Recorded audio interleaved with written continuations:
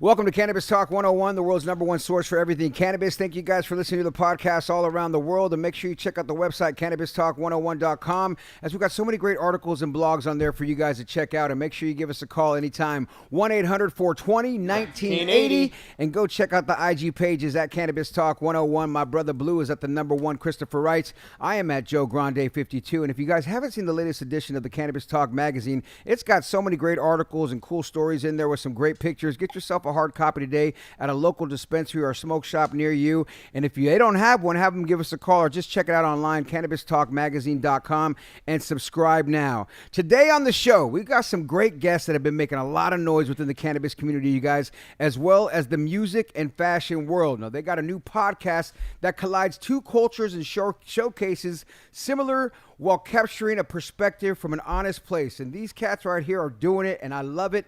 The Cannabis and Kicks podcast covers all topics from life, sneaker culture, cannabis, and features hip-hop icon and mixtape legend DJ Whoo Kid in the building with some of his sickest mixtapes ever. And if you haven't had one, and that's old school, because you know he's been known for the mixtapes back in the day. Yes, sir. And I'm thinking about calling him the Robin Hood of DJing back in the day, because he was robbing tracks from people and giving it out to all of us poor folks that trying to listen. Him and all the other East Coast DJs, like, I thought about it, I'm like, you're kind of like the Robin Hood DJ, dog. You know what I mean? Because guys like you did shit that you had to pay a price for. You know, and we're going to talk about this, and we're going to get into that a little bit. DJ Whoo Kid's in the building. Also, DJ Legendary Broadway sitting up here on us today. You've been seeing him all over the place. And my dude Marcus right next to me, official like a referee with a whistle, baby. The founder and creator host of Cannabis and Kicks, creative director of Proper, and senior marketing manager at Glass House Brands, Inc. And the beautiful one, making us all look sexy up here, Shelly Styles is the co-host of Cannabis and Kicks, CEO of The Stylish Spirit, and also a celebrity stylist, which I think I could use her help my damn self. Without further ado, live on the Cannabis Talk 101 campus, please put your hands together, you guys, and give a warm welcome to our next guest, Marcus Malone, Shelly Styles, DJ Legendary Broadway, and the world-famous DJ Whoo Kid. What up, what up? In the building. You guys, it's great to have you guys on this podcast. As first off, I'm so proud, Marcus, of you, because I remember when this was an idea, dog. You know what I mean? You said you were going to find some clowns to work with you. I didn't know that you really meant that. You know what I mean? Because he goes, Joe, I see what you're doing in this podcast. And I'm trying to get a clown together like you and Blue do. I mean, I'm just using the words he said. You know what I mean? Because he came here and he was like, Joe, I want to try to do it. Can I get a little more volume on this one? And I'm like, seeing this come from an idea, Marcus, because we talked about this, right? Yes. Like literally when you thought about it. Yeah. I was picking your brain. I loved what you guys were doing. You guys were definitely inspiring me. At the same time, I was challenged to be like the next burner in cannabis, but I don't rap, so I had to use content to kind of navigate my way through. And I found, amazing people that can help me bring this to fruition. So I'm nothing without them. These are my partners. We're all equal, and we're just trying to push the envelope with this. And that all being said, dude, I've been supporting you guys since it happened. Like, Marcus sends me things every week, and I literally just watched the episode with Al Harrington. Yes. And I got to tell you guys, man, I watched the whole thing. Oh, you know what I'm saying? Oh, that's good. That's Tuned in and stayed there. It was over the weekend, so I was at the house. I was cleaning and doing shit, and then I stopped, and I was literally watching you guys, and I really was into it. I was like, Whoo Kid's taking over too much, but back him up a little bit. You know what I mean? Other than that, no, I'm just fucking with you. But, dude, I was into it because you guys are all personable. You guys are all real cats. You know what I mean? Yeah. And Thank you. one of you guys had on some janky-ass shoes on that podcast. I think it might have been you, Broadway. Hold on. I think you came in Bootsy's Tuesday on that one, or you went. You had Hold Tim's on. on? No, he didn't have Tim's on. He didn't even have. That never happens to a guy like me. That accusation is a big accusation in this world. Oh my God. What happened on that show? Or was that another podcast that I was watching that you forgot your shoes, or you had to go buy some? You just went and copped some or He's talking something? about the Terminator story with you. Because he said I had some janky shoes. Oh, Or no. not janky, but you were just Wait like, a not minute. janky. No. That As a matter of in the fact, let's all world put we them up live because in. it's a kick ones. I mean, Yeah. it's raining outside, so I got my North Faces on. You know what I mean? I'm doing the weatherproof shoe today, so I want to show off my shoe because you guys are a shoe show, which I like watching your guys' podcast because it's something you guys do, like, and it's a part of the culture, right? Are those some Nike Air Force One? What are the No, Air Maxes? This is Off-White Let 'em J's. know. Okay, those are hot right there. Rest in Virgil. peace to Virgil. Yeah, them was hard. Oh, those are cool. What you Thank got you. on there, young man? DJ Who? What you got there? Travis Scott's. Travis Scott's. And what about you, Marcus? Low These dunks. I got on Ronald McDonald's knockoffs. What are those? I got on Rick Owens, man. Rick Owens. They just look so big because your shoe's so damn big and you're such a big ass dude. After Who Kid said you're gonna be the bear on his mascot, I can see you rocking those shoes with that outfit. The Houdini bear. That's a privilege, yo. You know what I mean? It could be a good look for you. I'm just saying. We know got to I'm talk contract after that. We can see if it makes So sense. my point is, folks that are listening, you got to go find these guys because you guys are getting a lot of cool guests on there. You guys have a lot of experience on rocking crowds. I mean, let's just start with, Broadway over there doing Lil Nas X, and it's not like, you guys have big shit you guys do. You're not some little who are these cats type of crew, you know what I mean? Yeah. Which I love because when I see this, I got a huge background myself in the entertainment game. So when I see cats do it and I see Marcus trying to come up with something and putting together a crew like this, it's like, kudos to you. And then being the female queen of the group, Thank you you. come so strong with being the stylist and then being somebody that holds her own on the mic and sweet, beautiful, no bullshit. It ain't you. coming crazy at you. Not everybody's just Yeah. hitting on you. It's Yeah. just dope. Yeah. I like the dynamic, you guys. You know what I mean? I really look at it like, let me see who this fucking show is. Let me see if I can get behind these motherfuckers. Yeah. But we had to check the box of storytelling, which DJ Broadway and Who Kid clearly has. They could just do it every day. Yes, Yeah. yes. Wow. It's Like a- guys like you guys should just talk. Like, let's talk about this today. Let's talk about Japan and overseas stories. Yeah. Let's talk about me and Who Kid started talking about a proof, and then he starts talking about a story in Germany. Yeah. You know what I mean? And we Out of could nowhere. go on that story for 15 minutes right now if we wanted to. Crazy. So it's like Yeah. funny how like when you get cats like that is my point, Marcus. Because I could do that too. Like, oh yeah, we all worked with somebody in the past, right? And then you Right. did the Mike Tyson podcast and this and that. You're hosting that. Like you could always go backwards, but then it's hard to keep going forwards. For sure. Right? For And sure. I seen you guys with Al Harrington and using you guys' past and using the future, and what you guys pulled out of him was dope. Like I Yeah. really admired that story from Al. And then I admired you guys for being so yourselves. Yeah. You know what I mean? Y'all was just smoking, chilling, and then everybody was hitting them with stuff.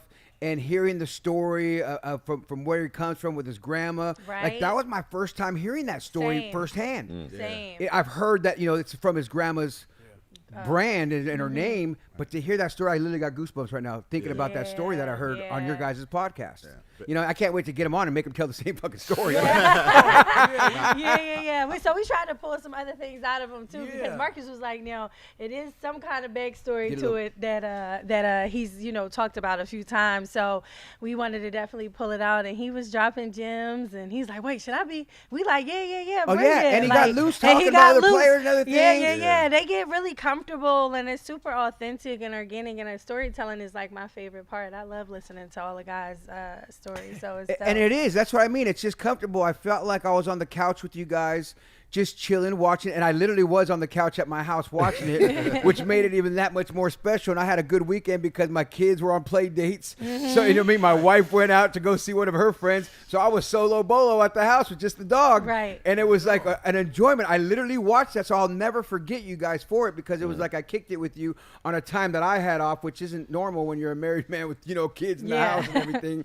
And so I appreciate what you guys are doing and glad to expose this podcast and what Marcus is doing, putting this together to our crowd of another content show that's out there doing it. So I applaud you guys and salute you guys for doing what you guys are Thank doing. you. Thank you. That all being said, let's start from the far end over there, Senior Broadway. Where are you from, dog? And where'd you grow up and how'd you get into DJ? Because I'm going to go straight down the line with that because, you don't just get to DJ for Lil Nas X, who goes #1 longer than ever anybody in the world, and now you're the dude on stage with him. You know what I mean? So people may look and be like, okay, if you don't know who this cat is, who are you? Man, so we're gonna get Nas's information correct. Went 19 weeks, #1, 18 million sold to date on one song that's only 1 minute and 46 seconds. It's crazy that he goes down in history like that, and you get to go down with him as the DJ. I mean, it's legendary. I'm a part of the entire Magic Carpet ride all the way until, and then, you know what I'm saying, he decided to make some choices you know? Mhm. And he said, creatively, I want to go this way. You know what I'm saying? And I'm like, creatively, I'm going to go this way.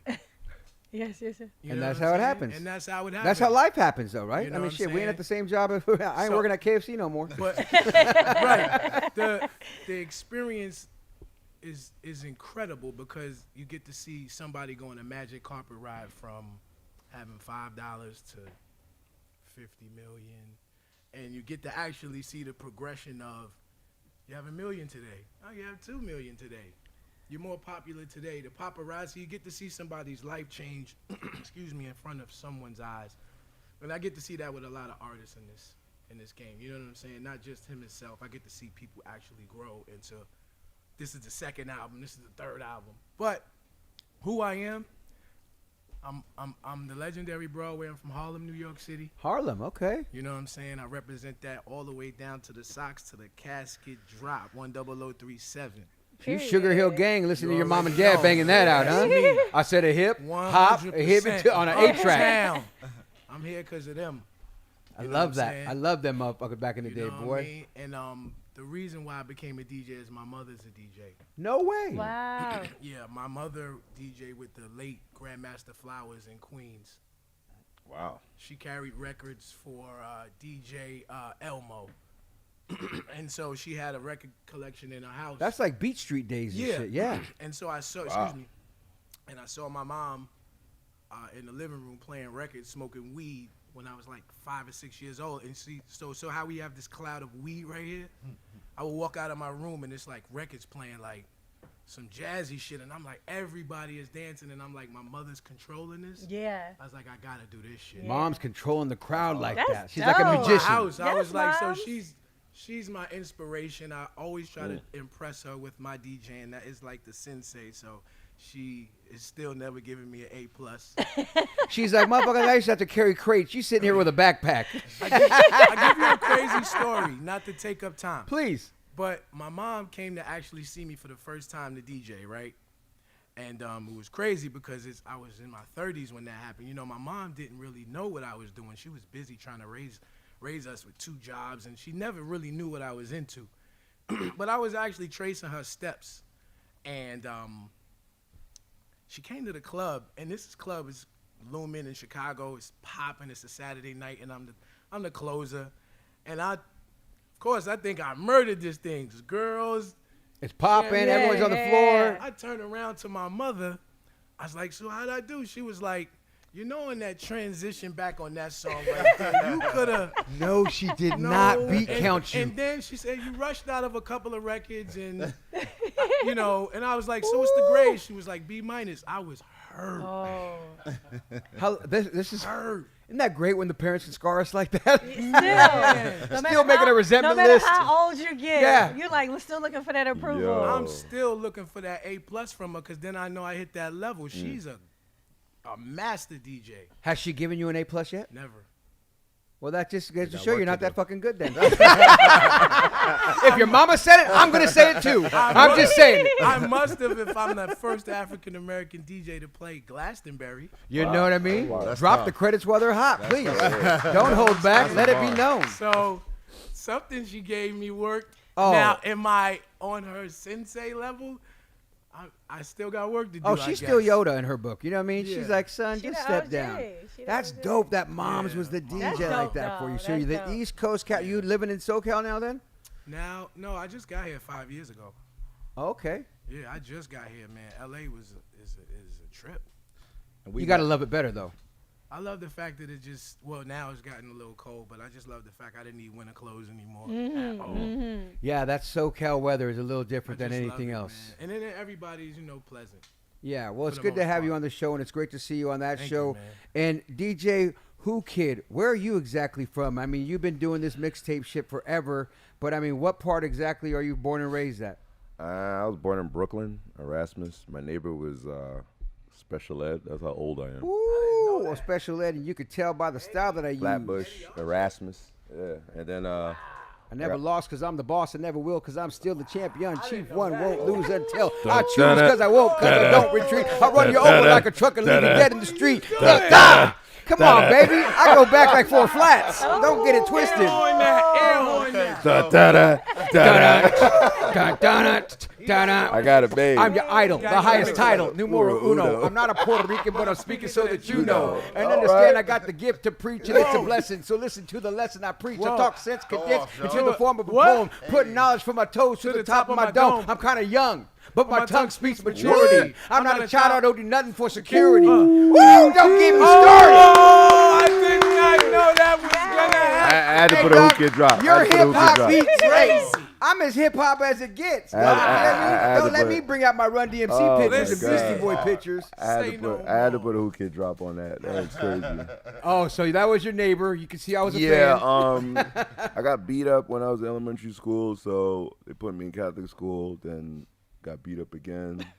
But my house got robbed in Brooklyn. So my father, he was Haitian, so he was like, I don't know, get thing out of here. So we left, went to Queens, and then was that any better? it got a little better. We were like middle classed out in Queens, and then back then DJ Clue lived a block away from me, and Envy was across the street from him. So that's where you was that the influence? Yeah, I got influenced by them, by DJ Clue doing the mixtapes and stuff with Jay-Z and everybody. Right. But it's funny because my mom, every time she used to take a shit, my father would be like, "Hoo-wee," like screaming. Yeah, so. Is that how it came? Yeah, I took that hoo-wee to high school. So if I saw like some big ass titties, I'd be like, hoo-wee, or if somebody got beat up, hoo-wee. So the kids in high school called me the Who Kid. So when I became a DJ, like a mixtape DJ, when I was robbing everybody, it just was a great coincidence that nobody knew who the kid was. So it all kind of like made sense. Who kid is putting that out? Yeah, and I didn't want, exactly. So that's the first question like a rapper would say when they see their songs is in the street illegally. But I just didn't want to be Scratch Master X or some weird ass. What's wrong with that? Fuck that. Because I didn't want to be a. You don't want to be Scratch Master. You just going to diss everybody that was Scratch I don't want to Master? be those guys. I But don't no, know. it was great that that's how your name Terrible, comes, man. and you referenced this about. You know what it is? It's just that those names are so like. The narrative of getting a name like that is so typical that you would forget that DJ, but you'd be like, what the fuck is a Who Kid? You know, R.I.P. K. Slay. When I first met K. Slay, he was like, what the fuck is a Who Kid? What the fuck kind of dumbass name is that? But it came to a point where people were tired of hearing people talk on tapes, and so I just did a subliminal Who Kid, so it just goes over the songs. But yeah, if it wasn't for my mother taking a dump, I would never have this name. I wouldn't be here. How great is that random ass story like that? When I Ended it like Dave Chappelle. Yeah, I mean, you got that right. Yeah. But as you make that, you mentioned that, and I said that at the beginning about calling you Robin Hood, because I think about what you were doing, what Clue was doing back in the days, and a lot of DJs have done. I don't think it happens as much anymore. I think more the artists plan it now, but you guys were doing the shit back in the day that was the type of shit that gets you hit in the mouth with a nice knuckles. I knew it was serious, like when I got kidnapped or like literally, like folks don't know you really got kidnapped. Pun, right? Yeah, Big Pun. That was a legendary kidnapping right there. Shout out to R.I.P. Big Pun. His birthday just passed, right, or something? Yeah, dog. I remember thinking about that and thinking about what you did. Like I said, giving you props of like you were literally the Robin Hood for folks. I mean, me, Clue, Envy. I felt like if we weren't, because when I heard Biggie go on Hot 97, it was like, who the fuck is this DJ Clue? I'm going to find him and kill him. Right. So that was a Queens thing. That was our adrenaline rush of like, if you're not really like, because we had no Instagram, we had no social media, so we were running the streets from like being like hood legends and shit. Like, so the rumors was really what blew us up in African bootleggers. Like if it was for African bootleggers, we wouldn't be like popping. But it's just like, if I feel like somebody's not trying to find me to kill me, then I ain't really do nothing. You know what I'm saying? And then I had full mixtapes, like Rob Jay-Z, Nas. I think Nori, CNN wanted to kill me a few times. Dang. But I just happen to dodge people like literally like minutes. Like I'll go somewhere, get the shit and get the fuck out. But we did Ocean's 11. Like Jay-Z's in the studio till 4. We'll just wait until he leaves. See Memphis Bleak. Would you like really be camping out at the spot, like Ocean's waiting? 11. Like we'd be in the car waiting, and then they come out. Crazy, B. Go in, give the back then soundboard guys or production dudes got like bullshit money. You give them $500, $1,000. They give us the whole session, everything. So it's like unfinished So you're just able songs. to edit and mix You everything. can hear people talking. Like I got dats with Biggie, like shut the fuck up, like talking Dats, crazy. that's like, great. Dats. Yeah. I started on Reel to Reel, so I get it. You know what I mean? The So- DAT player, the 8 tracks, all that good I mean, stuff. stealing became a point where it just was like every week we'd go out and just like laugh. And then when I saw that I had like a Lamborghini from doing that shit, I just started laughing. Like I was like, this shit is fucking crazy. This is crazy how And many then, tapes you'd sell. Man, it's to a point where Tower Records would pick up like 20-some thousand copies of tapes.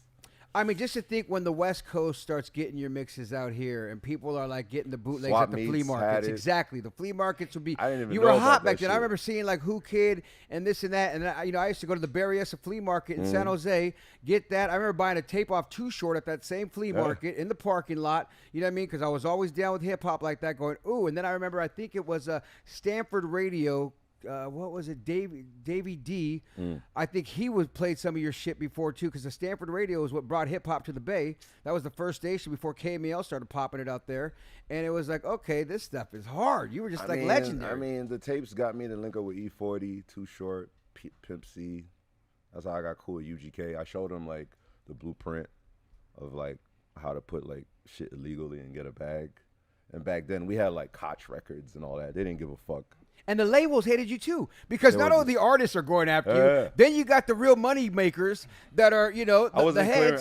clearing shit. So, Exactly. That's my like, point. People listening going, oh, what do you think? No, he had the artists pissed off at him. Yeah. He had the labels pissed off at him, Steve all Rifkin, saying, who Jimmy the fuck Iovine. is this Who Kid? Yo, Jimmy Iovine used to have Who Kid Wednesdays, like meetings. Like everybody in the office right now, how did this song get out? Fuck going on? Like he had it every other Wednesday when I would drop. Like I got in trouble when I leaked the Eminem song. So And I heard you told him that. How did he react when you told him? yeah, this is like years later. So I'm obviously like I work for Eminem now, which is like the best. You're a irony of DJ on everything. Shade 45. Yeah, like Yeah. Paul Rosenberg's my best friend, and it's funny these guys wanted to kill me. Everybody wanted to kill me, but I felt like if you don't go into the acme of like trying to get fucking in super trouble for something, people just look at it in a different way, and that's the whole Clue concept. Clue leaked Jay-Z, then now he's DJing for Jay-Z. So I was like, yo, why I can't do that shit? But when I saw that I'm on a fucking golf cart with Eminem, going to the Super Bowl with Eminem, I'm the only one with Eminem. There's no other person. It's me, Mary J, Kendrick Lamar, 50, Dr. Dre, all of us in this bubble, because that's during the COVID shit. Right. All of us, and then, okay, what are you doing here? Yo, because I guess I think hip hop is just the best. It's the best business, man. It's all about like consistency, fate. The doors keep opening.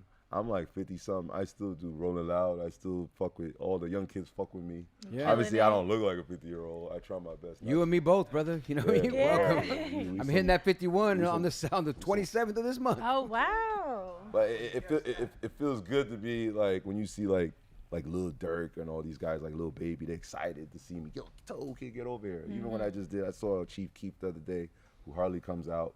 He's just, I just said your name on the song, like it's shit like that.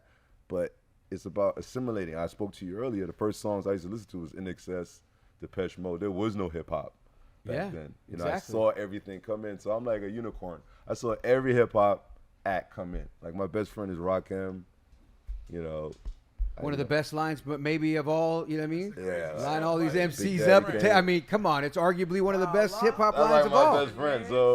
So it's like you see that come in, and then now you see you transition. Even till now, we're doing like I would never think I'd be doing like Cannabis and Kicks. I would never thought that, but that's what I like about it. Like I met Nelson Mandela. I didn't think I would see. I'm in the attic putting bootleg CDs together, and now I'm with Nelson Mandela. Like what? And that just goes to show where you could speak to the youth out there saying, you guys, just Yeah, follow your like- heart, follow your passion, because when you're doing something you love, because when you were doing that, as I used the reference Robin Hood, you weren't really trying to rob these cats. You were just trying to put out something cool because you We knew didn't that was know. dope. It's just like You weren't trying to hurt these dudes. the cocaine cowboys was selling coke crazy. There was no laws. There was no red tape. They created the FBI created. They created a unit to stop them, but they built Miami. Miami was built from the coke business, but there was no rules there. So imagine us selling mixtapes. We created the cease and desist law. Like me and 50 Cent created the cease and desist law. We got cease and desist on our own tapes. That's how I know it funny was is that, bad. right? And that's legit, real. That's spit. crazy. Like we had a meeting. Like our lawyers had a meeting with like Interscope lawyers, and they cease and desist us. They say, nah, y'all can't put tapes. Us.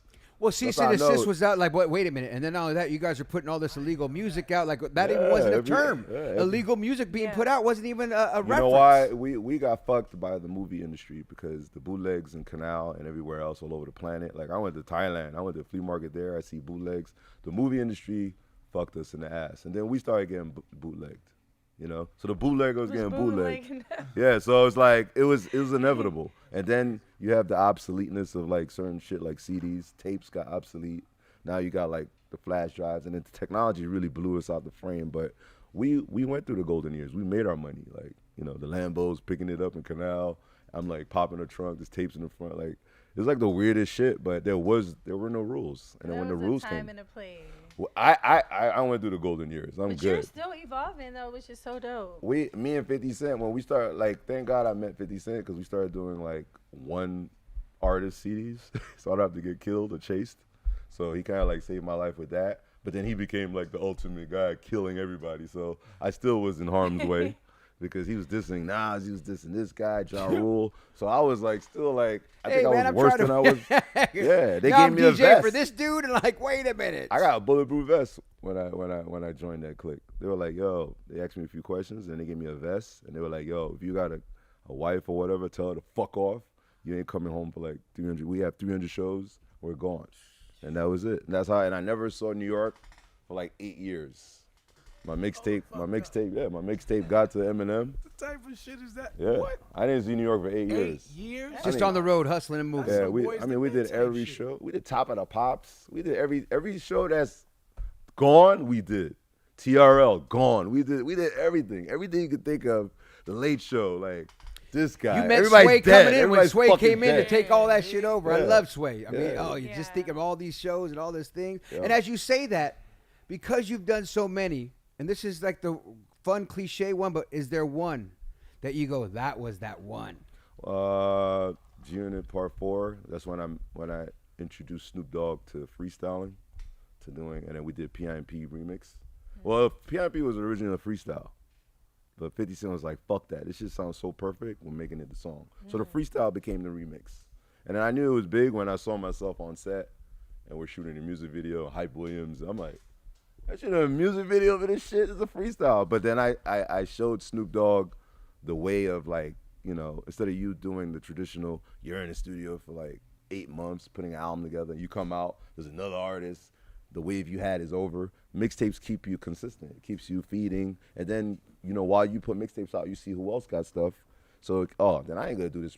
I'm not doing this song now. I'm gonna do something else. I'm gonna do another concept. So 50 Cent we always had the streets on lock because we saw the repercussions of people waiting. Like they'll be in the studio for like a year or two trying to do a classic, and then they come out, and then Lil Pump comes out, and you're fucked. Like, you know, Yeah. so all that shit you talking about, nobody gives a fuck. But the mixtapes keep you on point. And then I did it for every artist, like going down south. Lil Wayne, when he was 13, I did his first mixtape. Oh, wow. Trick Daddy, T.I.'s, all those guys as legends, I did all their joints. Titty Boy, Oh, you know, wow. I knew them when they were nothing, you know, and they all came in the studio bus, or they came, you know, all the sports stars do. LeBron James, I had everybody hosting because I was up against DJ Clue. So if I had like, you know, Robert De Niro hosting, Mike Tyson, like I had everybody like hosting the tapes to go at Clue to top it off, so I could just have like some kind of like medium. But And did you have Luke on your side too? Yeah, Luke. Everybody. All the 2 Live Crew days. I mean, Every just old going- school rapper, and believe it or not, like mixtapes created like a protection racket for me too. So it's like, don't fuck Who Kid up, because Even though his he's gonna tapes- leak your shit or play whatever he Yeah. wants to play with your shit, that's fine. But think about it, like tapes supported like people going to school, people in college. I didn't even know how deep it was until I continuously I DJ'd all the colleges in this damn USA, every college, every rich frat we did. But I met people that graduated like, yo, I paid my rent, I paid this, or I survived, I bought food. Your tapes was like, so I didn't know how deep that shit was in the bootleg shit. So it kind of felt good, but it's the only genre that I mean, I've done so much that I still can't believe I'm still doing shit now. I just see Mike Tyson knock motherfuckers out, and now I'm his co-host. So it's like, what the hell? Like, you don't understand. Like, I saw Mike Tyson one time in the club, and I was horrified. I ran. In Phoenix. And that's when I was a nobody. I was like, just DJing a clock. I paid $200 in Phoenix, and I ran. Why? Why'd you run? Because it's Mike Tyson. The way he came in, he was like, fucking eat your bone, nigga. Like, he was like, you know how he used to talk crazy. Right.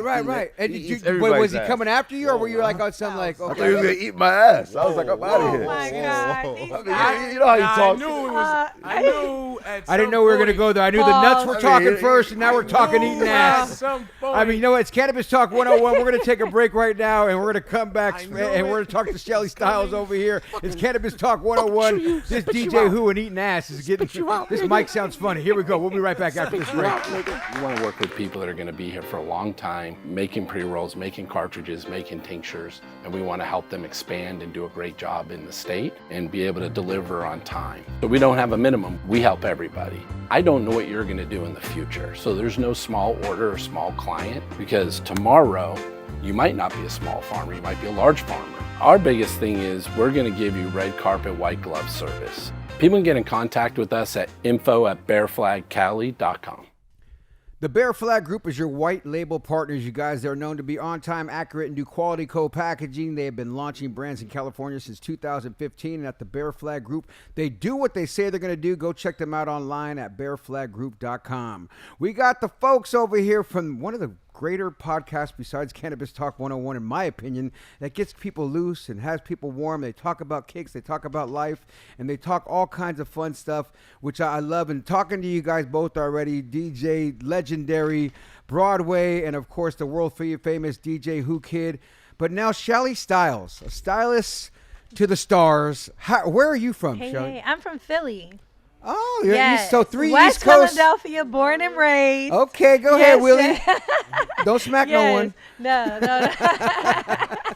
I may. That was the first time I couldn't even believe that his Philly actually had came out like that. I was like, no, I know, I'm joking, but I was a little bit. I was. That's how we do. Because he graduated with my uncle and like our families, you know. So I was like, yeah. My uncle, my youngest uncle, they graduated from Overbrook together. So when I was like, oh, there, because we'll be quick to tell somebody to keep their name out their effing mouth where I'm from. So I was like, oh, there, I go to West Philly. Oh, it all made sense. Right. So to a lot of people, I'm sure it did. A lot of people are still like, huh? And then Chris got his little comeback, and he did a good little special right there. So you're from Philly. From Philly. Is that where you started doing entertainment? Doing what? What were you doing out there? I was in Philly, but I would take all of my internships and stuff in New York because I was always into fashion. So I would be up on a mega bus and stuff in the morning, going to New York. I worked at Rockaware. I used to be in meetings with Jay-Z and everything because Troy Carter actually,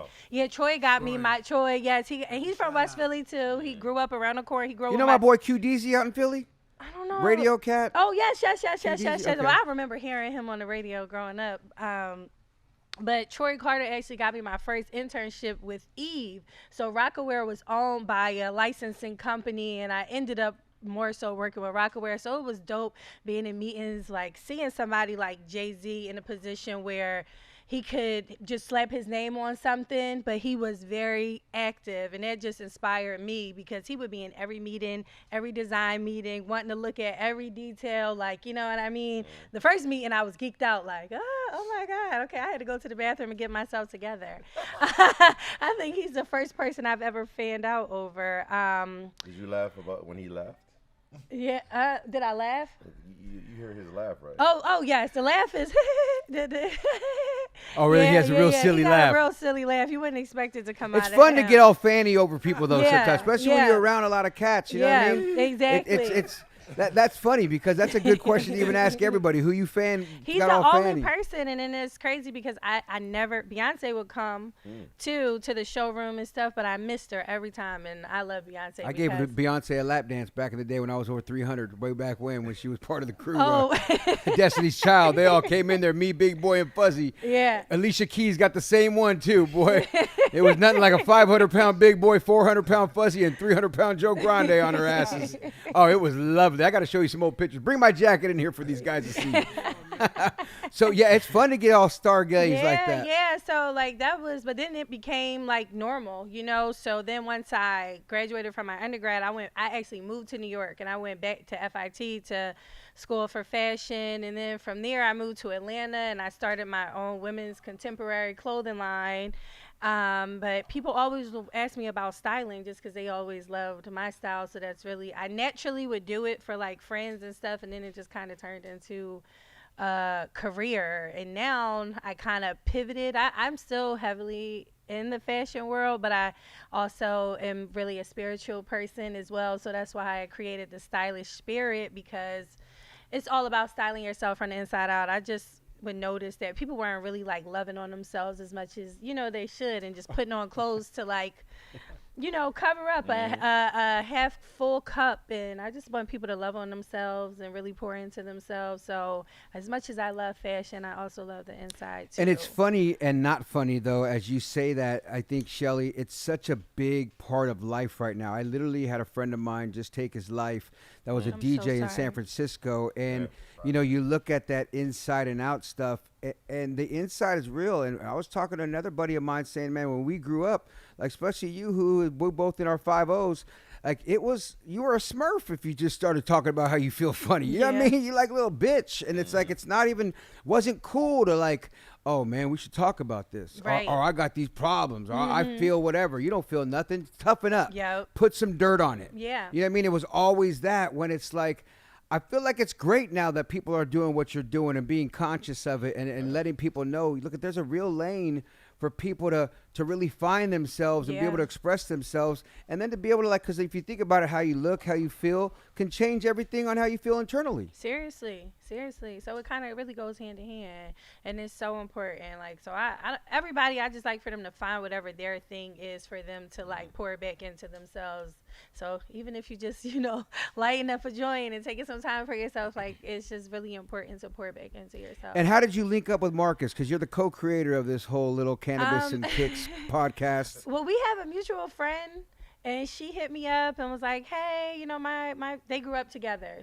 My girlfriend is from here, and I actually met her because I helped her start an online, like, women's boutique and stuff. So, and I, like, did her website, all of the creative direction and stuff. So she knows that I'm, like, in a creative space and whatnot. And I had been talking to her about trying to figure out how I wanted to introduce marijuana and stuff to my platform, because as much as, like, I'm, you know, a super girly girl and all of that, I wanted to figure out exactly how I wanted to go and bring that to my audience. So when she mentioned that her friend was doing this and they were looking for a girl, she was like, I felt like you would be great. And then we kind of talked, and then it kind of just all took off from there, honestly. And did he tell you that he got these other two DJs to come on set with you? The East Coast meets the West Coast over here. Marcus Malone out of Compton, Compton or Watts? Where is it again?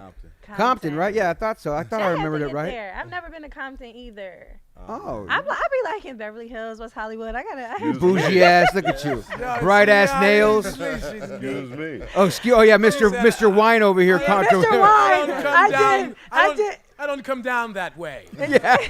Well, the funny thing is, during the area break, it was so much. funny because DJ Legendary Broadway was going, I've never been to the Bay unless you consider Napa, where I went on my wine tasting. No, I didn't Extraordinaire say that fucking. like that. And we took a yacht, though, to like right off the pier of Sacramento. And this motherfucker, trying to- then we helicoptered over to Napa, where, E40 grabbed us, and we went by Black Hawk, but I don't know if I've actually. 40 water. I've Yeah. been to the But I've actual never Bay. been to the what they call the Yay area. I thought that was lit. If you This say you went motherfucker to trying to Napa say Valley. about bougie over here. This guy. Beyond the break, he was so bougie with it. He had somebody come roll his blunt for him. He was so bougie. This guy carries and it's a little person. A little person came rolling his blunt for him. Like, come out the backpack. It's so funny though, Shelly. So it's great though that you hook up because, like I said, watching it on the show, you give a balance. Thank you. Hearing you, even your presence here, you just bring that women, motherly, sexy touch to it that's all combined in one, and professional. You know what I mean? Like, you bring it all to a crew that I watch and I go, okay, it's still street, it's still hood, but it's still professional, and I love it. Yes.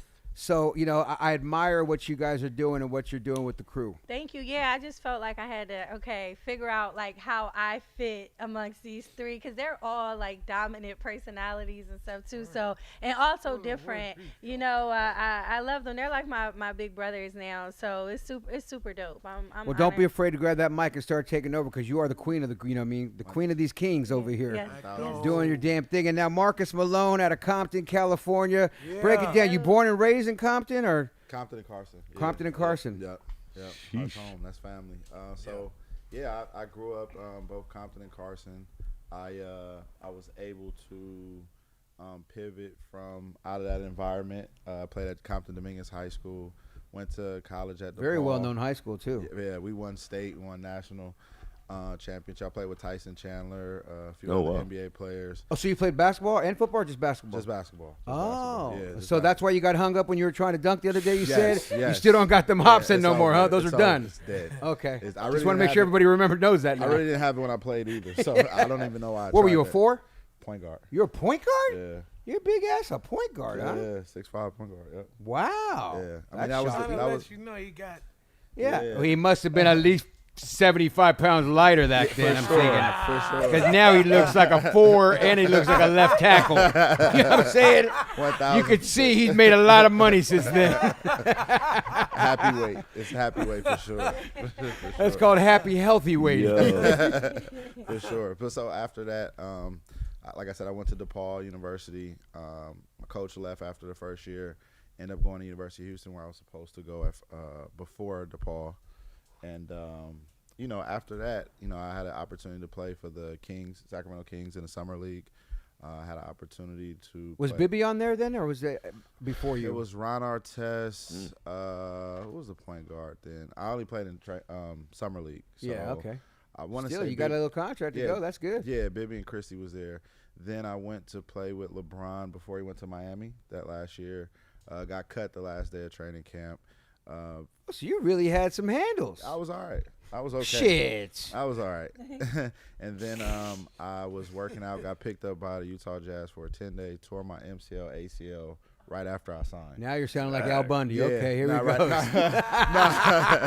Nah, but and so I rehabbed right after. Had an opportunity to go to China.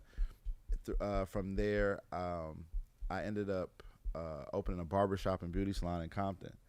And I'm waiting to go after my second term after playing in China. And one of the barbers was like, hey, you got all these packages coming here. You should open up a store. And my mentor at the time, he was like, I'm getting out of the business. You shouldn't do it. And so one of the barbers convinced me to take a job at Chic Shoes in Fox Hills Mall. And from there, it was like, hey, we're transferring you to Chicago in 2 months. You have to learn how to run the store. I get to Chicago, the first person I meet when I had these ideas of what I want to do in the city was DJ Broadway. No way. Full Yeah, circle. DJ Broadway. Y'all meet at there Yeah. like that. And the shoe store. And he was like one of my favorite customers because he would He come spent a lot of money on shoes 1,000%. because he helped you hit your quota. I mean, there's that. He spent he helped keep the lights on for sure. And so, in that time, I lived down the street from the store I worked at. He would come through and I was like, hey, I want to meet with this person. I have these ideas of content I want to create. Bobby Simmons was the first person I interviewed for my platform, thanks to B-Way. And that relationship kind of like transferred to when he came back to California or in LA. I'm here, and my whole thing was like, okay, we have this relationship. We got to work together in some capacity. So you guys been in communication those whole years Yeah, before and then you 2000 came down like, yo, I'm coming to LA. 2010. Where you at, Marcus? Yep, 2010. Like real talk, it been like from in and out because we were growing at the same time. Yep. Like within the rights of his career, he was going crazy, and I was over here going crazy. But we had never got a chance to like sit down and be like, yo, I got this. Right, let's do And- this together. and let's do this together. And he finally kind of just like grabbed me by the shoulders, like, slow down, check it. If we line it up like this, and then I was like, okay, we communicate. Yeah. We kind of like the same. So if there was a target, if you saw the movie Last Dance, I feel like I'm on the Bulls, and he has an expectation, and I have the same expectation out of him. Yeah. So he like, look, that game, Pick it up. Yeah, That's nice. We have those talks. And the crazy thing about just being in LA, I got in cannabis through Lamar Odom. I helped him get his first clothing brand with Rich Soil. I helped facilitate the deal, and he actually used cannabis as medicine to cope with his that and his coke addiction. So I was able to. I was doing a sports platform at the time that I was building called Athletes in Fashion, and my guys from there, from Camp Green, who you may know, they were in tech. They pivoted to cannabis. They asked me, hey, we need some athletes who we can do a brand about. And I was like, bro, I don't know anybody currently that you could do that. I got ex-NBA players, and they chose Lamar. I learned how the cannabis business through that. I'm like, think pandemic, we were trying to revamp the brand because he decided to step away. I ended up talking myself into a job at Glass House. At the same time, my uncle, who's coming over every day during the pandemic, he's like, hey, I want you to come on set. I'm doing Snoop's video, blah, blah, blah. So I'm like, okay. My uncle's well-known ex-gang member. He's just like, all right, I'm gonna come pick you up. And I was like, well, damn, I think I got COVID. I failed the COVID test. And so he's like, fuck it, don't worry, come on. yeah. So, we good. So he actually was like, nah, you can't come. And so he calls me from set, and he's like, hey, you heard of DJ Whoo Kid? I was like, yeah, I used to sell his tapes off of LimeWire. I used to download them and sell his mixtapes off of LimeWire. That's how I made money. He was like, well, he's right next to me. I think y'all need to meet. And so I was like, oh, what? Shit. So I didn't talk to him. I talked to his cousin. Lo and behold, I'm coming back from game 2 of the finals with Kyle, and I see his cousin in the hallway. He's like, yo, I know you. Aren't you Marcus? And I was like, yeah, bro, where you know me from? He's like, we live in the same building. He said, I'm Whoo Kid's cousin. I said, what the fuck? I said, all right, cool. He said, yeah, he's out of town right now, but I want to connect with you. So one day I'm just walking in the lobby. I think I fake was working out. Clearly I wasn't. And so I obviously I'm coming in the lobby, and how many chicken wings you ate earlier? I'm in the lobby, and he's like, yo, can you help me get up? I can't get up. I think he didn't have a fob. And so I looked, I'm like, oh shit, DJ Whoo Kid, I was supposed to meet with you. He's looking like, bro, what is it? You about to Who are rob you? me? Yeah, exactly. Yeah, he wasn't feeling Kid's none like, of that wait, did shit. I break your way? What the fuck's going on around Yeah. here? Not again. I don't need to get pistol whipped again. Now I'm getting too old for this shit. He was not fucking with it. So I'm like, nah, bro. I'm like, nah, bro. I know your cousin. I know this person, that person. You met my Uncle Rock. And mind you, I'm on a certain floor, and he's on a certain floor. So I got like an elevator pitch. I convinced him to come out the elevator. I had merch for him from Glass House. And I was like, hey, I got merch, I got weed, blah, blah, blah, come through. So he's like standing like in my house while I'm like in the living room, but he's not like fully bought in. Of to come course, in who's the house. this 6'4" motherfucker? You know what I mean? Looking like a bear. So when he sees me pull out all of this merch, he's like, okay, his guards kind of went down. And so from then we got to talking, and I saw what he needed help with per our conversation, and it turned from me being like his camera guy, which I still help him. I'm still gonna, after this, I'm gonna film for him. And then it was like, how can I work with him? What do I have? Same time, I'm at Glass House trying to pitch ideas, and the person at the time really wasn't feeling it. And I'm like, well, damn, I can't let this die. So one day I'm talking to Broadway. He's moving fast. I'm like, yo, I think I got the perfect thing for you. I think I know what you're missing. And I said, I want to bring DJ Whoo Kid, just so you know you're not the only DJ. Fast forward, me and Whoo Kid's talking one day. He's like, yo, I need something where I can sit down. I'm getting older. I want to do blah, blah, blah. I said, I got it. I said, I got the perfect thing. I've been watching his whole moniker, the Gucci shoes, the jacket, the storytelling. I'm like, oh, okay, I got something here. So it's 2. So one day I'm scrolling on the IG, Explore page, and I see this chick. I'm like, okay, she's cute. And I knew I needed to check every box. Storytelling, a woman that is fashionable, that can speak and can hold her own. And I knew I need to fuse both retail and cannabis, because obviously I worked in retail before. I worked in cannabis. It's a lot with social equity that happens in both sectors. Right. So I knew I can organically tell a story from an honest place. And so I scroll and I see this girl. I'm like, oh shit, she gets busy. Like, I'm into girls who can dress. Like, you can't just be thick or whatever. You have to be able to dress. So that's what normally drew me in. To Shelly Styles, you're To referring Shelly. to. So Okay. I'm looking at her page. So you're a pervert, is what you're saying. Is how you talk. Read between the lines of what you're saying. You're perving on her page, and you started hitting all the. Oh, she's hot. She's hot. Yes, yes. And then you went, and she could talk. Wow, there's benefits. So yeah, and I was kind of trying to look how I wanted to dress a female that I was talking to at the time, and she just kind of fit the look I was looking for. So I'm looking at her page, and I'm like, wait. I got a friend in common. I'm like, yeah, I got a friend in common named April. I'm scrolling down, looking at her reels, and I was attracted by her reels. She does a great job of branding herself on her page. If you ever get a chance, you got to check out Shelly Styles. And so I caught one of the reels of her smoking. I said, oh, you're not slick. I threw it in there. I said, yeah. I said, this is a woman who smokes. Because it had to be organic. You Right. can't be in cannabis industry and not smoke. Like, they'll sniff it out quick. So I'm sitting here. I'm like, okay, April, I got something. Please, can you see what this girl's doing? I need her involved. Lo and behold, it just worked out. God's way of putting us all together. It's clearly What his an plan. organic, great, amazing story like that. It dog. really is. And she bought in from day one. And the ironic thing was, I wanted to be just a quarterback. These are the stars. Like, they all have dope brands, and I feel like it just needs to be highlighted because I just knew what I had in my back pocket, so I could take my time. I don't have to score right now. But then I saw that, okay, this is something that is different. It's engaging, and I just knew we couldn't lose if we just put the time in. So, kudos to them for just believing in me. And, we're partners. We split everything down the line, and, we're working on something big. We have an announcement soon, which I'll let you know as soon as it's for sure. But, yeah, quick. We've evolved pretty quick with this, but.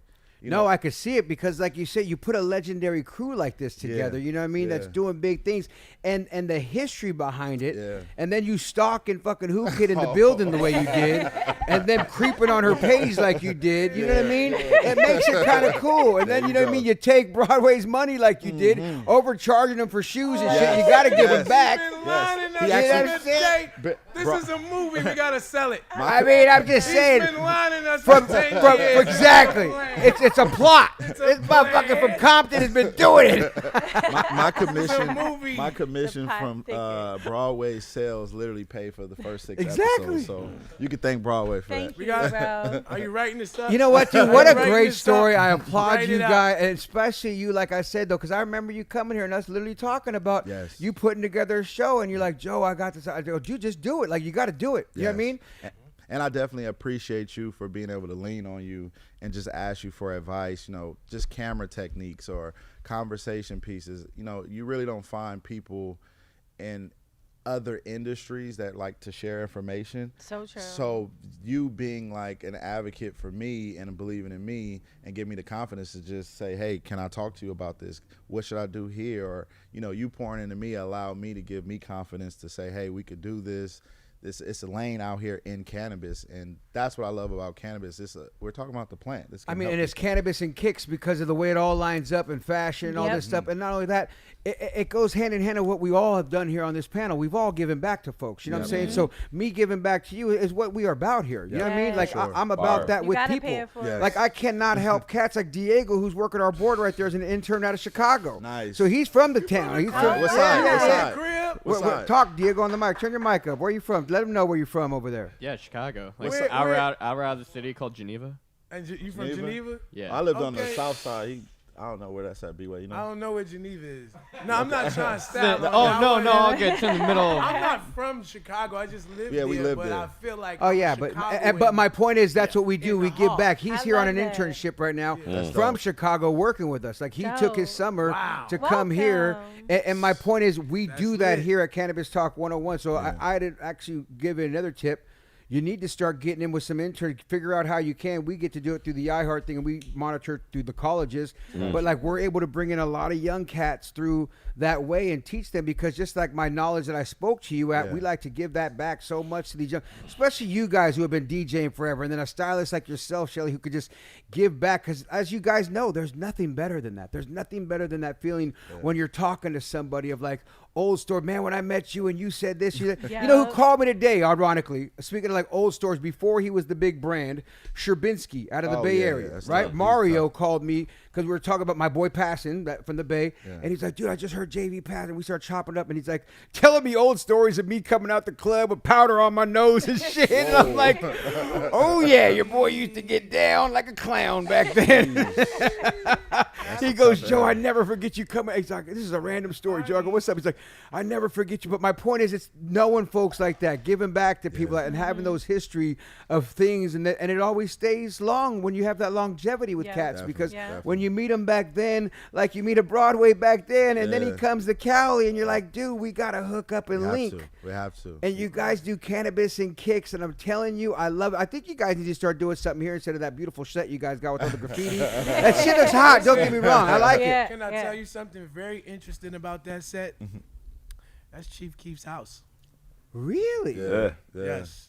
And Peter Pan is a friend of mine. Chicago. And he's from Chicago, and he allowed us to be able to shoot that there, and Chief Keef did. So wow, Peter Pan, Robin Hood, we got everybody in this. We're giving you a piece of art because he really doesn't let anyone in his home. Hey, dog, and I think it's so dope looking too. I kind of like the set too, but I'm saying this is a home for you guys too, man. You guys need to. This is we do our shit like this and put some stuff on there and do the graffiti or whatever. But we're gonna take a break real quick. Come back. We got the high five with Cannabis and Kicks. It's Cannabis Talk 101. We'll be right back after this break. I didn't prep y'all for that. For flavor that should be just as enjoyable as the feeling you experience, we want to thank LaRon Oils for an awesome year, for providing us with awesome gummies, powder, baking products, food colorings. Head to LaRonOils.com. We thank you guys. We're looking forward to an awesome 2023.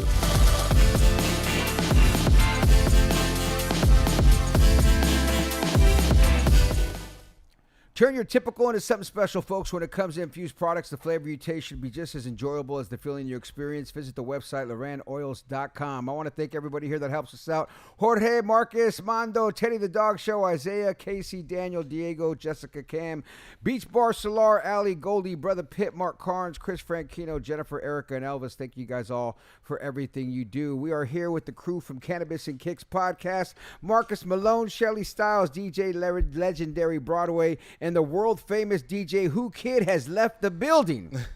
You know what? He had a bigger show to go do. It's understandable. So we're not going to get the high five from him. But, he had a – what's the guest that he had to go interview right now? Wiz Khalifa and Lil Wayne.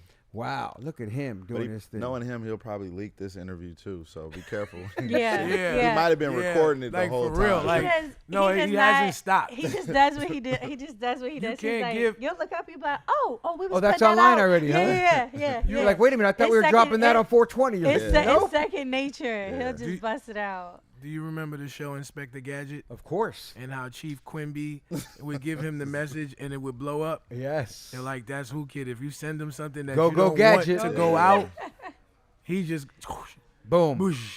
And now with this internet, boy, he just lets it go. Yeah, you got to chill. Whoo Kid is still like that. Oh, that's great. You know what? I didn't get the answer to this one, but I'm wondering, where did DJ Legendary Broadway come from? How did that name come from? Because did your mama give it to you? Or, how did that come from? I'm a Jets fan. So Broadway Joe? Yep. Really? So, his motto was, I wanted to model my life after a little bit of the things that he did. So basically, when he took the championship, he was... You were young, though. Yeah, I was real young, but I heard the story, and I thought it just was me, the name Broadway Joe and the type of playboy he was. Oh, he was. So, he was New York's finest. Yeah, like he was in minks, and he was doing different waves of He was fashion. Flossy Rossi back before motherfuckers was Flossy Rossi. You only see cats in the hood. That was the urban crowd doing that. Then you see some white boy doing that. You're like, wait a minute. And he's not the mob? It was different. He was like he might have been the Fred Williamson in his world. You know what I'm saying? And so I said, I'm a Jets fan, and then... I'm sorry, by the way, but go ahead. I mean... I'm a Cowboys fan, but not that, loyal. We just loyal to the... If you're a Jets fan, you understand the camaraderie of it. The butt fumble camaraderie that you guys celebrate over there. Yeah, and we fly. You whether you like it or not, somebody's girlfriend's going to be at a Jets game before a Giants game. God. Ooh, look at you. That New York rival between the Jets and Giants. I love that about New York. What's more sexy like that. to be at a Jets game or a Giants game? It's way more sexy to be at a Jets game because only the bad ones go to the Jets games, and the Giants games gets the That's funny. So Broadway Joe is what gave you the DJ name, huh?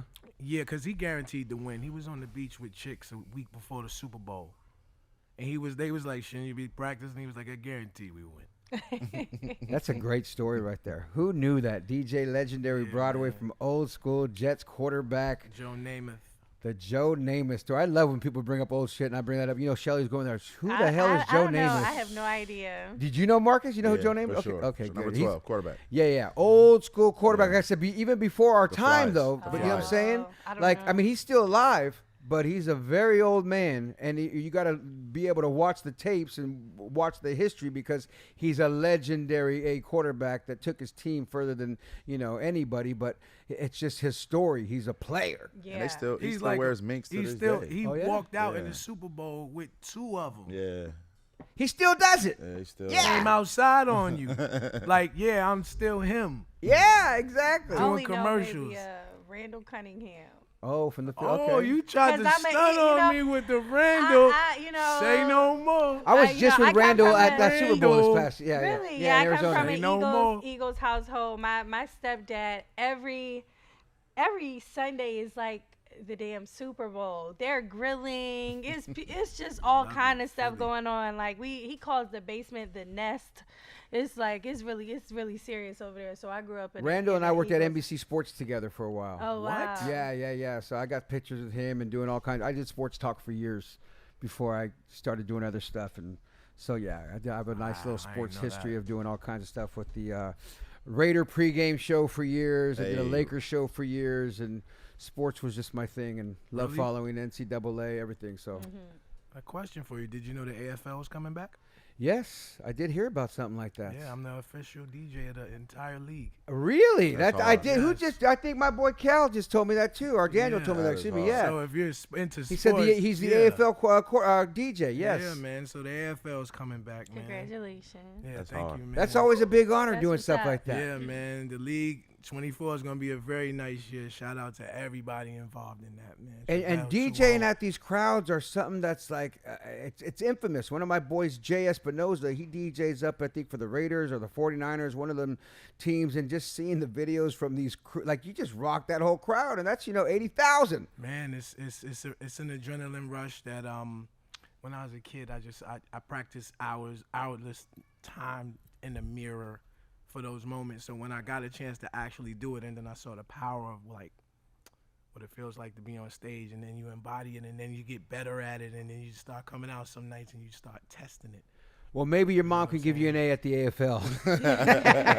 Doubt it, seriously. He set you up for that one. Exactly. It's Doubt it. Cannabis Talk 101. We're here with Cannabis and Kicks. We're going to do the high five with you guys, and we're going to go straight down the line right here. We'll start at the end over there with the legendary Broadway. We'll then go to you, Shelly Styles, and then Marcus Malone. You'll clean the house up, and you'll just follow the same question, maybe with different answers, but we'll see where it goes. Question number 1. How old were you the first time you smoked cannabis, and where did you get it from? My mom's ashtray. Oh, yeah. Was she just a little roach there? And how old were you? Absolutely. Can we get in trouble for this? No, you can't she get be in. held responsible? I mean, my mom might come over here and smack you and give you an F on the next one just I mean, because. could she be applying for something and then she'd be denied based on the answer I give? No, this is a long time ago, I'm sure. So therefore, you're good. You're Single digits. 7, 8. 7. I was 6 when I first started smoking. So Yeah. you know, Wow. Yeah, I really started early. yeah. There's a lot of people that I just talked to another guy I yesterday that never was knew. 7. Really? So yeah. What about you, Shelly? First time? Where'd you get it? I got it from a friend. I probably was 19. I was late when I first tried to smoke. No, that's not late. That's the right time. I was You know what I'm late. saying? No, Don't call it late. but like we used to frown upon girls that smoke. So if anyone even asked if I smoked, I would be like, ew, no. Like so it was like not a Back thing. hurt from fronting so Yeah, hard. Yes, exactly. So no, so I used to not. I didn't used to smoke, and then. Here we are. And so a friend. And how old were you? You said 13 or 19? Like 19. Okay, Marcus. Yeah. What about you? I sold it first, but the first time I smoked, I was 30 with Lamar Odom. What? Yeah, it was by default. How is that a default? Like somebody handed you something you didn't know? I mean, what the fuck? Default at 30? It wasn't a regular just weed. And now Yeah, he's it was working with just the weed. biggest cannabis company in the world, Glass House. I mean, jeez. Yeah, I was. They were giving him different samples of weed to try for his strain, and I couldn't sleep, and I thought I was depressed. And they were like, "Hey, you're a creative. Your mind won't slow down. You might need cannabis to help you sleep at night." And so that's the regimen: a joint and a glass of red wine. Every night. Yeah, every night. You know, it's better than a pill. For You sure. know what I mean? Better than a pill. Question number 2 of the High Five with the Cannabis and Kicks crew. What is your favorite way to use cannabis? To just get wavy. I mean, is it smoking a joint? Smoking a blunt? I don't have a better definition than to get. Just getting... It's just like being wavy. Yeah.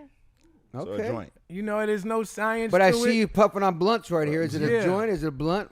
I'm very 90-ish. So things that happened in between the years of 80s, Your Swisher Sweet, Garcia Vega, whatever. Yeah, I like to Purple be in that element every day because that element was one of the most purest elements of it. So that's You why and me I still both. I dig love the 90s like that creativeness. too, and I think of it too. Like, you know what I mean? Don't give me no Bammer weed and all the good shit. None of that. I gotta feel like how I felt when I had the backpack on when I was 16 at all times because that was when I was at it. Yeah. To where you probably don't even like the pre-roll. You want to cut your blunt open with I the cut nail. it or open just, and yeah. restuff it. I He can't. won't. He don't smoke no pre-roll. No pre-rolls. I can won't see touch that. I it. can see, and that when you say that, and then I look down and I see all the You tobacco there. Yeah, you looked up all the guts are just. That's the way I used to smoke. Like, boom. There's a rhythm to still busting that blunt down, emptying it, putting the because it's a bop to it. You might have some music on. It's a whole rhythm to doing it. You understand? You know. I remember listening to some RBL Posse cruising down the 101. And Yeah, just, you know and what I that's how mean? you come up with What? those songs. Oh my goodness! This is what you were doing. Oh, it was the best times. What about you? So I used to love Swishers, but I try to not smoke stuff with tobacco in there. So I do the CBD wraps because they're a similar texture, but it'll still get the same kind of smoke without the tobacco. That's your favorite way, huh? Okay, Yeah. go ahead now, Marcus. Cones. Because I'm moving around, I just like Quick and easy. Yeah, quick and easy. Yeah. That's it. That's I it. don't That's really have good. the patience that Broadway has. Okay, well, Broadway's probably going to have a good one with this one as he's been everywhere, but who knows? Maybe all three of you guys do. Question number 3 of the High Five.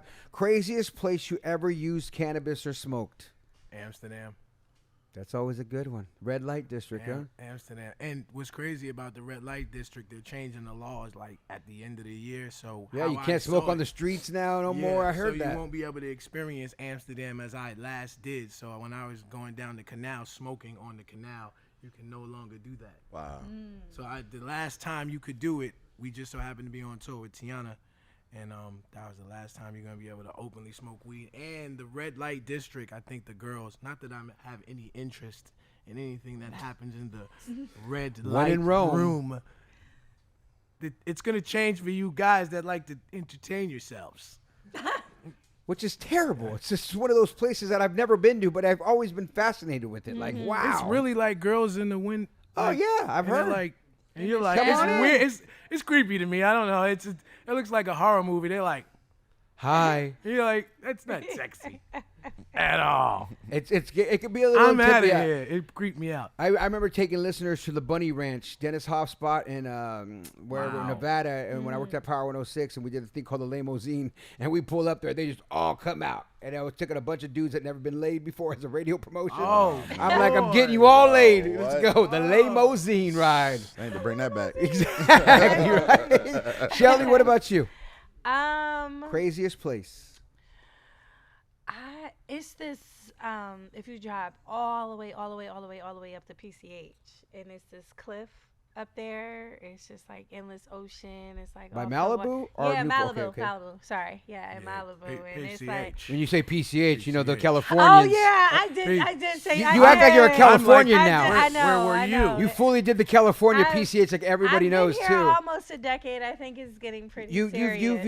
acted very LA right I there, did, and I liked it. I did. I dropped. Your the West Philly was PCH. like, who the hell is this girl? Pacific Coast Highway Yeah, how did you for do those that, for Philly? those in the back with the cheap seats. That's no, I'm joking. But yeah, it's just a vibe. It's just a cliff. It's beautiful up there. over It's there. so beautiful. It just kind of looks dangerous.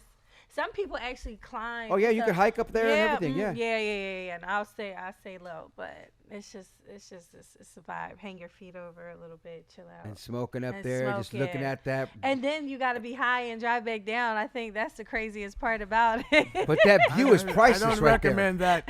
Right? I mean, that's a It's view that's just priceless. It's unbelievable. priceless. We don't want to priceless. get canceled early. We don't recommend No, it's any- never me driving back.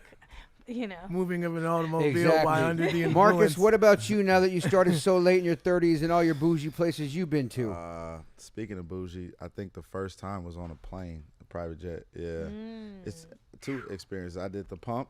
You know how they have the new asthma pump that's THC infused, but then a joint. I gotta tell y'all an asthma pump story real quick. Oh shit. Go ahead. And speaking of planes, no, seriously, because I took an asthma pump hit on the way to the airport, and I'm somebody that is like prone to fainting. I've been passing out since I was like 12 years old, and my faint woke me up out my sleep. Right, I was so high. I tapped my neighbor. I said, "Get help! I'm about to go out." Next thing I know, and this Why is that funny, Broadway? it's a- Why are you making me laugh, dog? That's not funny. It's a red eye. It's a red eye flight. Next thing I know, all of the lights are on the plane. They're like, she's not comprehensive. They have ice packs over my entire body.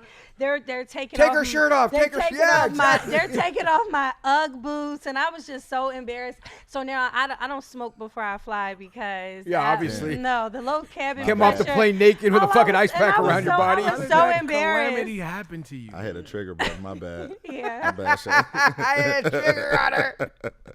Hey, you want to go on a flight, Kelly? Hold on a second. bad, Shay. Right after this show, we're going to go on a flight as high as you've been smoking all day. Question number 4, the high five with the Cannabis and Kicks crew. What is your go-to munchies after you get high, Broadway? Oh man, so the snack guard is my nickname. I am the snack guard, blessed by the paper man in Chicago. Gave me that name. I am a connoisseur of lacing certain candies that should go together, certain chips that should go together when you're getting high. So I come up with the best collaborations of what you should have. So I may mix 2 different types of bags of Skittles together just so you get 2 different reactions. I may give you the sours with the purple pack. You didn't know those go together until you tried it by me, and then you're like, oh, the snack god has blessed me. Yeah. You know you made my mouth water. My fat I'ma part just try came out. it. I don't know about y'all, but my mouth just Yeah. instantly Yeah. glanced up. I'm like, I want some Skittles now. exactly. I I love love, all and that. I love the purple pack. Yeah, see, the You're making purple my pack is diabetes different. just kick in right now so hard. Shelly, what about you? I love sour straws. Here we go. I love sour straws, and give me a cheddar sour cream ruffle Ooh. and Noted. a ginger ale or an apple juice. It's just it's just perfect. She didn't ask for that in her writer, just FYI. Right? But She now didn't she's ask about to have it Now now I the got next to- show. yeah, Yeah, I have yeah. to Combination. Yeah. Yes, try the it. co-host Great needs combo. little snacks over there. Those are my And then you need to have the things. I don't snack ask for connoisseur much. put his own little bowl together. Exactly. You know what I mean? What about you over here, Senior Malone? Me and Shelly actually talk about this all the time. His snacks are trash. Twizzlers. But listen, not the The ones. Halloween little ones? No, the ones you could peel. So the strawberry ones. But The I think chewy that's one. better than regular licorice. But that's another debate for another day. But other than that, I'll go Rice Krispie treats.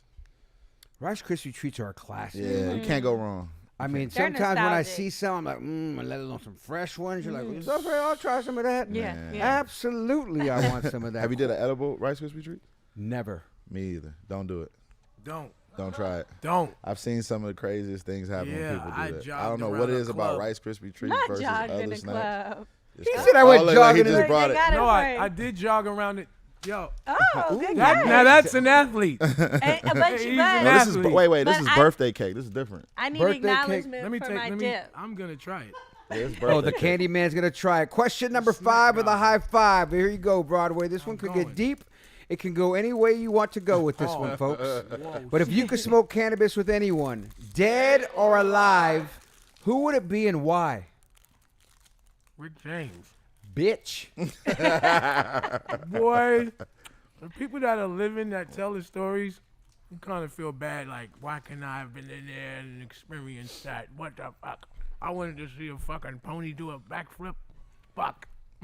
You know what's crazy? Rick My James God, is one of those guys. I mean, Mary Jane. You gotta want to go in his house. I don't care how safe you think you are. It's gonna be maniacal in there. Oh. But you gotta, wow.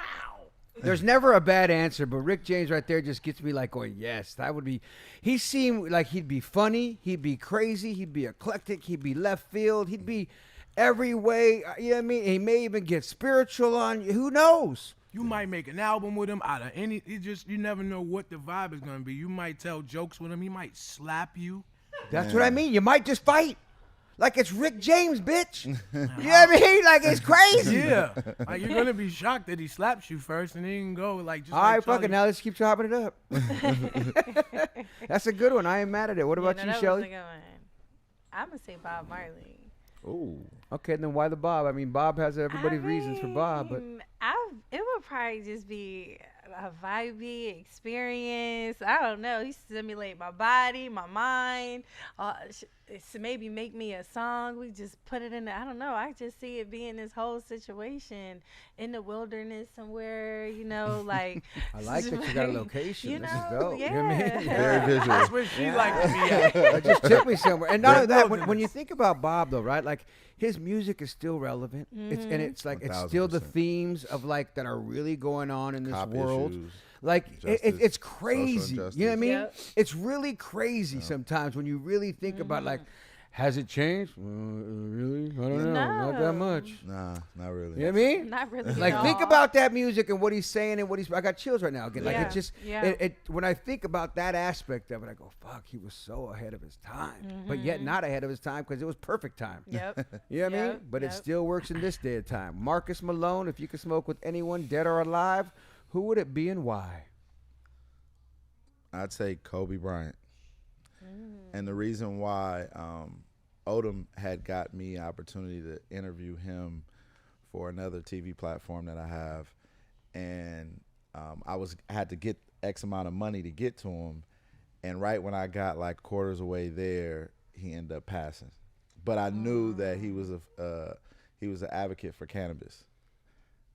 You Wow. know, you know, Yeah. he's a big Yeah. one. Wow. So it's a lesson in that, like, you know, don't waste your time. I Like, just showed him the picture of Kobe and I just yeah, that was the wow that, was you a- just I have, heard, I have but a yeah. ton of them though, but through Lamar. But yeah, I mean, It's just he was one of those guys though for Yeah. you to just so you didn't get to do the interview. nah. We had a story that Odom told me that a lot of people didn't know about Kobe and how he was really into retail and he wanted to, like, we had this like kind of, you know, jocular episode. We wanted to see Kobe in a different light, and we had it all lined up. He was down to do it. I just had to come up with the money, and it was a large sum, just so you know. But you know, we was quarter way, halfway there, and then you know we hear about the passing. It's So, one of those passings yeah. like 9/11, right? It's like Yeah. you know where Yeah. you were when you heard Yeah. about it. You Yeah. know exactly what you were doing. It's Yeah. still till this day It one of still those does things it. that's So just the air and the like just the gloom over LA that day Yeah. was so Hey, what was crazy it, and Grammy? foggy. Was it Grammys? Oh, let me or it tell was you how Grammys, right? crazy It was- that is what you said. Yeah. Two things that you just said that was crazy. I saw you with Lamar Odom at the Man Cave. Yep. I saw That's how we him reconnected. So Lamar was doing BT Man Cave show. He was there with Cosign. with Cosign, who's a host on the show. Right. So That's how we reconnected. And then the other part about that is the night before the Grammys, it was really foggy in LA. And it was like people trying to get to after parties and everything like that. And you couldn't see going up to Mulholland and all of that. And I said, damn, I'm not going to any of those parties, man. So like I woke up the next morning because I was going, that's the year I was with Nas. Yep. And I was on my way to the Grammys, and like I'm waking up and just, I had never seen LA so sad. Like Yeah. everything was like, and I want to say that night, if you saw the sky, it was purple. Yeah.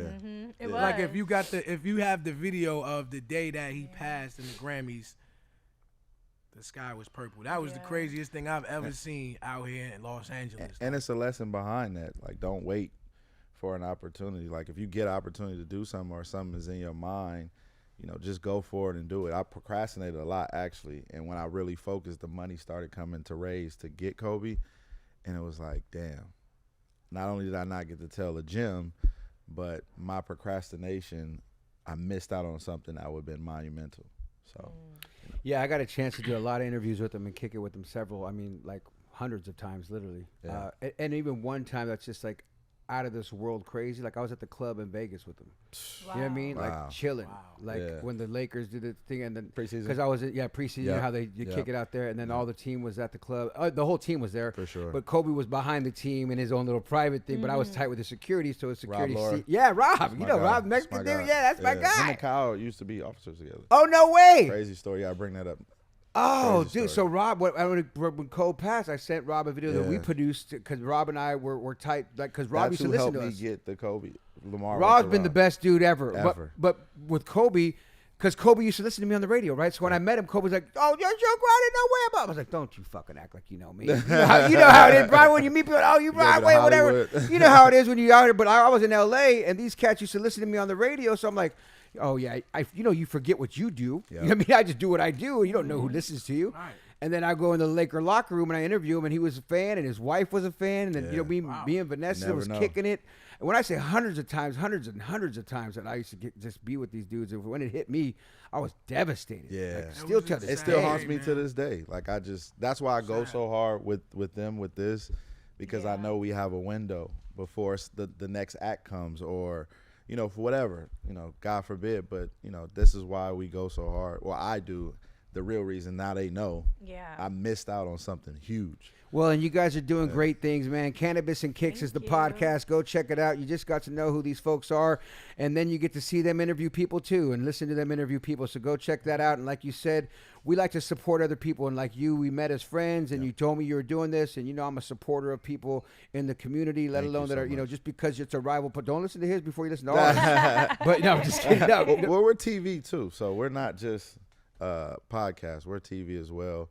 But I mean, again, to have someone of this stature be able to share knowledge, I mean, it speaks volumes.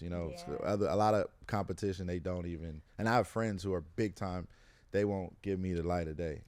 So I you know what's appreciate funny it. about that? Like I always tell people, like when I was doing radio, even like when people would come by and go, "You guys suck. I listen to K-Rock," right? And I'm like, Yeah. "Well, thanks for listening. At least you know." Like, and I never know. And then I see the K-Rock cat. I'm like, "What's up, guys?" We're like, Yeah. we all just trying to do our thing, and we're gonna have our own Exactly. people that listen to It's a us. And you're lane gonna for have the people everyone. for listening to you, and Yeah. maybe they're like me and you, and whatever. Just Yeah. give out and put out content and do what we do. And I Yeah. respect your Yeah. craft so much, you and Blue.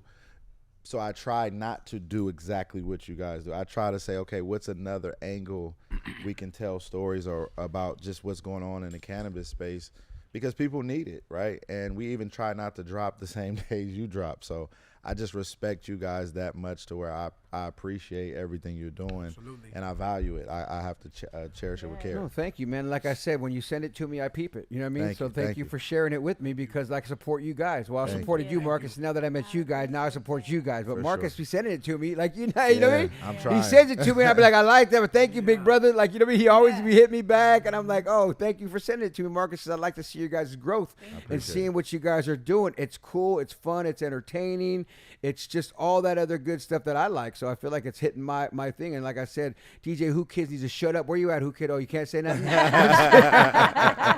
And go try his new strain too. Oh, that's right. We It's didn't even get a Obama chance. Runts. It's with ice cream. He did a deal with ice cream. So what I love about it is indoor, it's fire. He took his time with it. The packaging is amazing.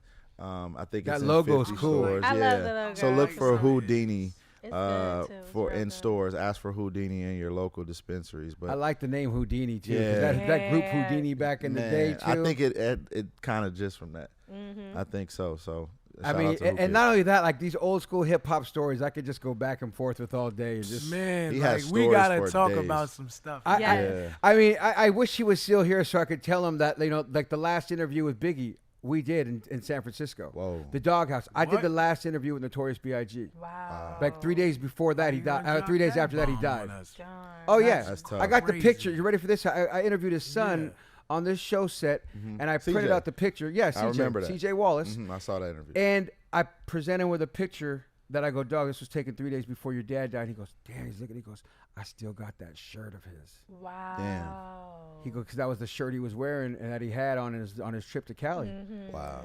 Dude, it was crazy. And me and Biggie hit it off so tough. Yeah. Like we're the same age, big dudes. At the time, I was hella bigger too. So it's like, we tested each other as far as walking up. Big dudes. You know what I'm talking about, Marcus, when big dudes do that. You know what I'm talking about? You know what I mean? And that East Coast, West Coast, and he came to the studio and he walked out. I was like, I'm not fucking punk. What's up? What's up? You know what I mean? Like, and I got purple hair at the time too, bleached eyebrows, a silver front tooth. You know what I mean? A pierced nose ring. I was crazy back in the 90s. Oh, yeah, I got a picture of that. I'll show you some. This is Cannabis Talk 101, folks. You know how we get down in the town over here, so make sure you keep. Oh, this was us on the show set. Just Nah. I mean, I wasn't lying when I told you purple hair. I don't care. Nah, this is crazy. I mean, look at He did that, a freestyle. He didn't do a freestyle with us. But he was on the show. The last interview too. This is the interview that they play when Puffy shows the footage of him and everywhere. And this is the interview that they do and they show everywhere. It's that interview. He's wearing that shirt, those clothes. Yep, he sure was. Yeah, that's the one. Dang. So that's the thing. That was on our show in San Francisco. It was the #1 ranked morning show in San Francisco. Have you ever told this story? Yeah, I mean, I say it time and time. But how was his temperament that day? Like, so he came and it was real. It was real funny. That's why too. Everybody. So when he walked up and I walked up on him, and literally like this, Marcus. Big dude. And he was walking aggressively toward me. So I'm and you can't stop. You know what I'm saying? Right. You know how you man up. It's stupid, especially back then. Yeah. And you're younger, so he walks up. What's up? And then I just went like this, and I handed him a joint just like this. I was like, what's up, man? Welcome to Cali. And he goes, oh, that's what's up. And I handed him some weed. You know what I mean? Because I had some weed. And I was that type of dude on the radio. You know what I mean? I was always smoking and always that guy. That's hard. So then right there, he was like, oh, and I got another one where we're facing the camera in a real picture, but that was like an action shot. But and I'll show you guys some other pictures too, with Aaliyah blowing a candle out of my ass on stage or some stuff like that back in the days. So I got a lot of stories, dude. I got a lot of stories, you guys. I got a lot of stories. We gotta have you on our show. I would love to, and really just come with the heavy ones because, even like the Run DMC stories and Run calling me after one of my fights, and because I used to box, so I fought 8 times, and he was down watching me at one of my fights, and then he was like, he left that weekend, then he called me on Monday, like, Joe, did you win your fight? I'm like, Run did not just call the hotline. But that's why we love having people or other journalists on our show because we get to tap into stories that they may not be able to tell on their platform. Mm-hmm. So, because we don't just want to tell my story elaborately on it. Exactly. I just overshine it. It's about you guys. You know what I mean? I kind of leak a little things like that. Like the Leo one's a great one, which I'll show you the picture, guys, when we get off the air. It's Cannabis Talk 101. Remember this, folks. Or wait, is there anything you guys want to mention before we get off this show? Watch us on our Instagram, our social medias, all Cannabis and Kicks TV. Follow us. We're on YouTube. We're on Apple Music. We're on Spotify. All platforms.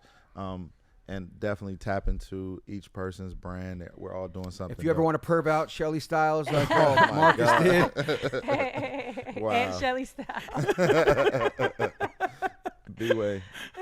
The legendary Broadway at Instagram. And I'm Marcus Malone. There it is, you guys. It's Cannabis Talk 101. If no one else loves you, we do.